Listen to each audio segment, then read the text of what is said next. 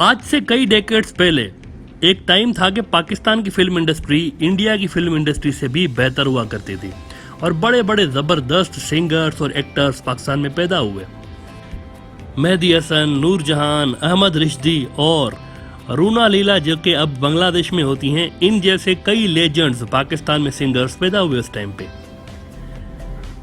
इसी टाइम में कहीं 1973 के आसपास का वक्त था गालिबन, और एक ज़बरदस्त फिल्म पाकिस्तान के अंदर रिलीज हुई थी जिसका नाम था गधा और इंसान।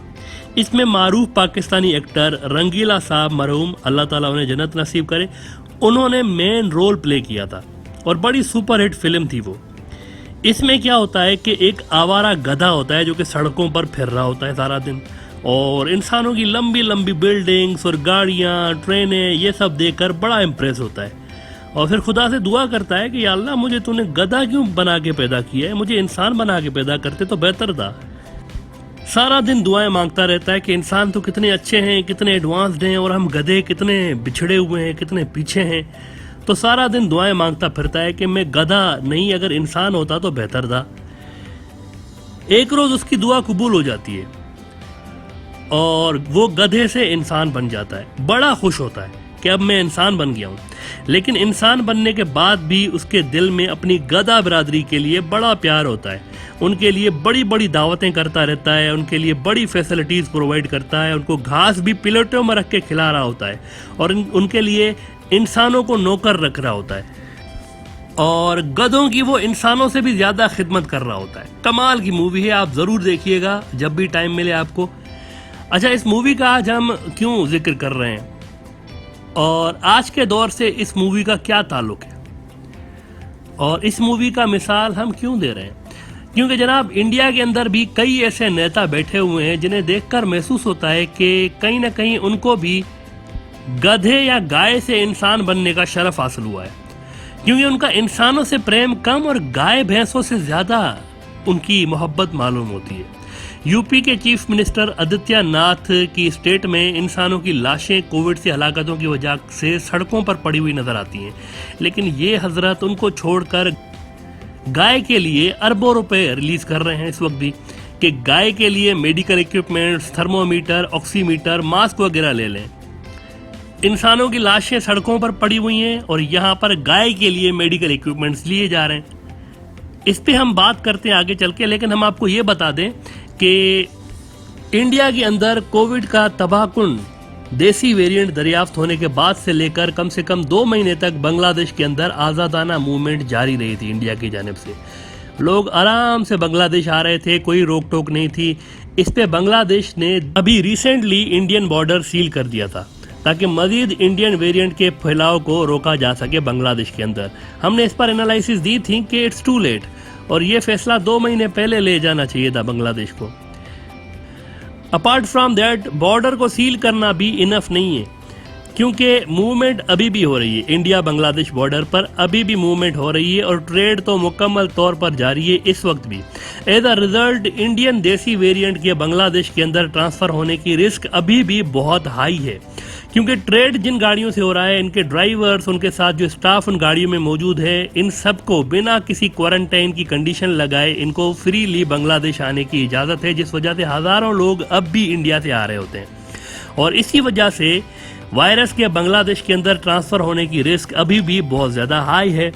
हालिया सालों में अगर देखा जाए तो ऑस्ट्रेलिया इंडिया के लिए बांग्लादेश से भी ज़्यादा अहम मुल्क रहा है स्ट्रेटेजिकली, क्वाड के फैक्टर की वजह से, और इस ग्रुप में बहुत मैसिव पोटेंशियल मौजूद था इंडिया को बेनिफिट देने के लिए, लेकिन इंडिया इससे किसी किस्म का कोई बेनिफिट नहीं उठा पाया और चीज़ें गूफअप हो गई। इंडिया सिर्फ अमेरिका के आसरे बैठा रहा कि अमेरिका प्लेट में सब कुछ रख के हमें दे दे, लेकिन इंडिया ने फ़ायदा कोई नहीं उठाया, उल्टा नुकसान ही नुकसान उठाया है इस सारे अलायंसेस के चक्कर में। अब क्वाड की तो बैंड बज चुकी है, क्वाड तकरीबन ख़त्म हो चुका है। ऑस्ट्रेलिया ने बैन लगा दिया है कि कोई इंडियन इधर हमारी तरफ ना आए। चाइनीज़ को अलबत्ता हम मोस्ट वेलकम कहते हैं, तो वो गया क्वाड। बांग्लादेश को भी अपने सिटीजन्स की सेफ्टी के लिए कुछ इसी किस्म का लॉ पास करना चाहिए था, क्योंकि बांग्लादेश इंडियन वेरिएंट के लिए बाकी तमाम मुल्क जो हैं साउथ एशिया के, उनमें सबसे ज़्यादा वनरेबल मुल्क हैं। वनरेबल इसलिए सबसे ज़्यादा क्योंकि जितनी घुसपैठ इंडिया से बांग्लादेश के अंदर हो रही होती है, किसी और मुल्क के अंदर नहीं होती इतनी घुसपैठ। इंडिया के स्मगलर्स के लिए बांग्लादेश एक आइडियल जगह है, आइडियल मार्केट है बांग्लादेश इंडिया के स्मगलर्स के लिए। इंडिया का जितना ऑफिशियल ट्रेड होता है उतना ही ज्यादा स्मगलिंग से भी ट्रेड हो रहा होता है अनऑफिशियल। तो ये जो क्रॉस बॉर्डर मूवमेंट है इंडिया की तरफ से, ये बांग्लादेश को वैसे ही कोविड का जो नया इंडियन वेरिएंट है इसके सामने एक्सपोज कर रही है। ऊपर से बॉर्डर पर बांग्लादेश की जानिब से स्ट्रिक्टनेस ना होने की वजह से यहाँ पर इंडियन वेरिएंट के आने की चांसेस बहुत ज्यादा बढ़ चुकी हैं। तो ऑस्ट्रेलिया जैसा कानून बांग्लादेश को भी पास करना चाहिए था कम से कम 6-8 महीने के लिए कि यहाँ पर कोई भी इंडियन शहरी आने ना पाए। और ये आर्जी कानून बना देना चाहिए था बांग्लादेश को to prevent Indian COVID variant from entering into Bangladesh. यानी कुछ इस किस्म का कानून पास कर लेना चाहिए था कि इंडिया से जो भी बांग्लादेश आएगा इन हालात में उसको 2 साल जेल होगी, लेकिन ऐसा नहीं किया गया। ऊपर से बॉर्डर सील करने का फैसला भी काफ़ी देर से किया गया, उसको पहले होना चाहिए था। लेकिन गालिबन इंडिया के अंदर खौफनाक कोविड सिचुएशन पे बांग्लादेश के अकाबरीन की वो नज़र नहीं थी जो कि ऑस्ट्रेलिया, अमेरिका और यूरोप के मुल्कों के माहिरीन की नज़र थी, जिन्होंने कब का इंडियन शहरियों के लिए अपने मुल्क आने पर बैन लगा रखा है।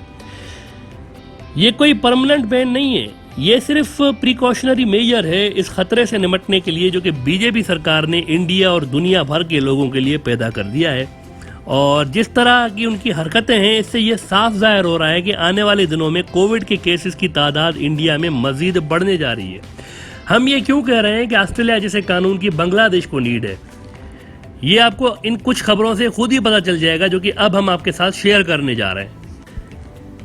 इंडिया के यूपी स्टेट के चीफ मिनिस्टर योगी आदित्यनाथ साहब हैं।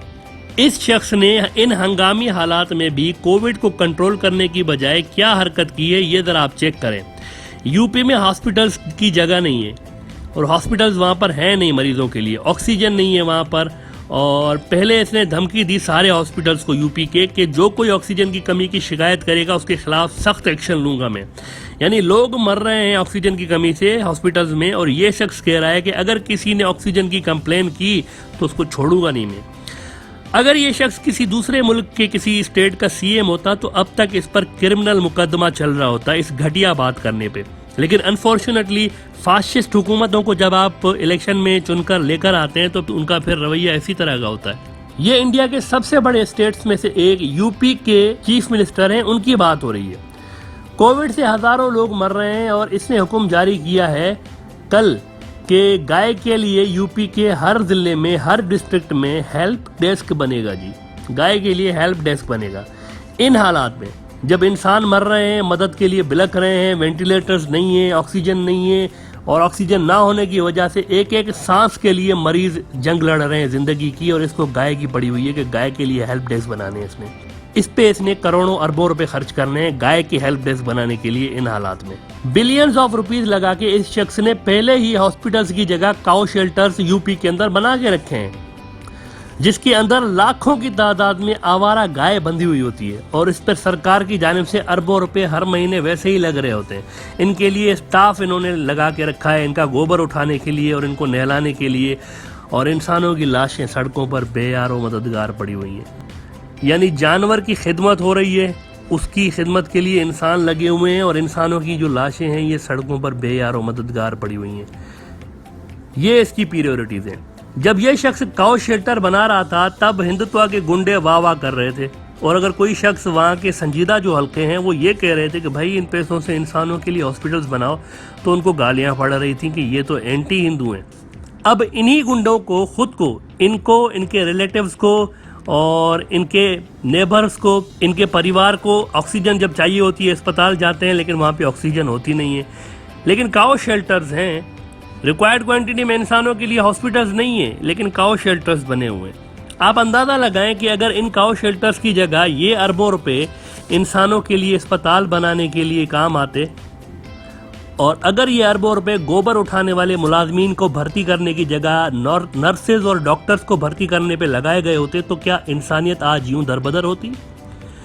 अब जनाब, ड्यूरिंग दीज हार्ड टाइम्स एक बार फिर बिलियंस ऑफ रुपीज इसने कल जारी किए हैं यूपी सरकार की जानिब से। किस लिए? इंसानों के लिए वेंटिलेटर्स और ऑक्सीजन लेने के लिए नहीं, बल्कि ये अरबों रुपए इस शख्स ने कोविड के पीक पे होने के बावजूद इसलिए जारी किए हैं ताकि गौशाले जो इसने बना रखे हैं इनके अंदर गाय के लिए ऑक्सीमीटर्स, थर्मोस्कैनर्स और दूसरे जो मेडिकल इक्विपमेंट्स हैं ये खरीदे जा सकें, इंसानों के लिए नहीं, गाय के लिए खरीदे जा सकें।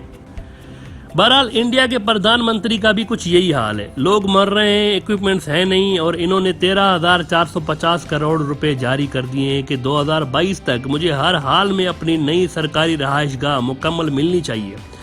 13,450 करोड़ रुपए, वो भी इस टाइम जब आप दुनिया भर से तो कोविड पे एड ले रहे हैं, भूटान जैसे छोटे मुल्क से भी आप एड ले रहे हैं। यानी आप इमेजिन करें कि ये भी दिन आने थे इंडिया के ऊपर कि अब भूटान इंडिया को एड दे रहा है कोविड के लिए, और प्रधानमंत्री साहब जो हैं ये 13,450 करोड़ रुपए खर्च कर रहे हैं अपने सरकारी महल बनाने के लिए।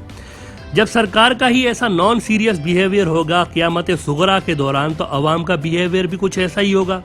जहां कुंभ के मेले के बाद मोदी जी के ही गांव गुजरात में लाखों लोगों ने एक जगह जमा हुए और मंदिर के अंदर पानी का चढ़ावा चढ़ाने के लिए देवता को ये लाखों लोग जमा हुए वहां पर, ताकि कोविड भाग जाए। अच्छा, कोविड भागे ना भागे, ये जो लाखों लोग मंदिर में वहां पर पानी लेकर गए थे पतीलों में कि कोविड भागेगा इससे, इन सब में से हजारों लोगों को कोविड जरूर हो गया है। सारा ध्यान इस चीज पर है कि भाई केसेस छुपाओ, दुनिया को ये मत बताओ कि हमारी तरफ कितने केसेस हैं। गोरावारिया टाइप जो मोदी भक्त इंडिया के एनालिस्ट हैं, ये सारे लगे हुए हैं नैरेटिव बनाने के लिए कि भाई मौतें मत दिखाओ, पॉजिटिव न्यूज दिखाओ। ये नैरेटिव बिल्ड होने के लिए ही होते हैं ऐसे लोग। वैसे पॉजिटिव न्यूज दिखाओ मतलब दुनिया से झूठ बोलो, लोग मर रहे हैं, सड़कों पर लाशें पड़ी हुई हैं, लेकिन आप ये दिखाओ कि wow fabulous, we are the champion. झूठ दिखाओ सबको, और सबको ये दिखाओ कि सब कुछ बहुत अच्छा है, लेकिन दुनिया तो देख रही है ना। CNN कह रहा है कि इंडिया जितनी मौतें और जितने कोविड के केसेस दिखा रहा है, असल में 30 गुना ज़्यादा केसेस है वहाँ पर, और यही वजह है कि सारी दुनिया ने इंडिया को बैन करके रखा है इस वक्त। बीजेपी की समर्थक कंगना रनावत, जो कि पर्दे पे भी अदाकारा है और रियल लाइफ में भी अदाकारा है, सारा दिन झूठ फैलाती रहती थी कि सब अच्छा है, everything is fine, we love you Modi ji. और मोदी जी, आप अपने दुश्मनों को अपना 2002 वाला जो गुजरात के दंगों वाला आपका रूप है वो दिखाएं सबको और डराएं सबको। तो क्या हुआ, वो उठा के पटकाए, ट्विटर ने ब्लॉक ही कर दिया, उनका अकाउंट ही सस्पेंड कर दिया कि आप क्या बातें कर रही हैं। अब इंडियन डेलीगेशन भी अगर कहीं दुनिया में जा रहे होते हैं तो ऑर्गेनाइजर्स उनको बोल रहे होते हैं कि इंडियंस ज़रा साइड में हो जाएं, 1 मिनट, तुम लोग पहले टेस्ट कराओ फिर अंदर जाओ। और अभी G7 के इजलास में आज किया हुआ है कि इंडिया के कई लोग वहां पर गए थे, इंडिया का डेलीगेशन गया था, तो उन्होंने पहले टेस्ट किया और वहां पर पता चला कि G7 के डेलीगेशन में भी 2 लोग पॉजिटिव निकले हैं। ये वो वजूहात हैं जिसके लिए हमने आपको इस प्रोग्राम के शुरू में पाकिस्तान की पुरानी फिल्म गधा और इंसान का हवाला दिया था योगी आदित्यनाथ के लिए, कि इंसानों से ज़्यादा अगर कोई शख्स गाय के लिए प्रेम रखे और उनकी खिदमत करे तो इस फिल्म का एग्जाम्पल उस पर बिल्कुल फिट बैठता है। और यूपी के सीएम खास तौर पर योगी आदित्यनाथ का गाय से प्रेम देखकर यही लग रहा है कि कहीं योगी जी भी तो नहीं सांड या बैल से इंसान बने हुए। और यही वो नॉन सीरियस रवैये हैं इंडिया के हुक्मरानों के, जिस वजह से कोविड एक आफत बन के टूटा है इंडिया के ऊपर। यानी वहाँ के हुक्मरानों के लिए जानवर पहले और इंसान बाद में वाला एटीट्यूड है इनका, और इसी वजह से दुनिया के आधे कोविड केसेस इंडिया के अंदर रिपोर्ट होना शुरू हो चुके हैं। लिहाजा कुछ अरसे के लिए अगर बांग्लादेश ने भी ऑस्ट्रेलिया जैसा कानून पास नहीं किया इंडिया से बांग्लादेश की तरफ मूवमेंट को बिल्कुल बंद करने के लिए, तो कुछ टाइम के बाद वहाँ भी खतरा कई गुना बढ़ सकता है।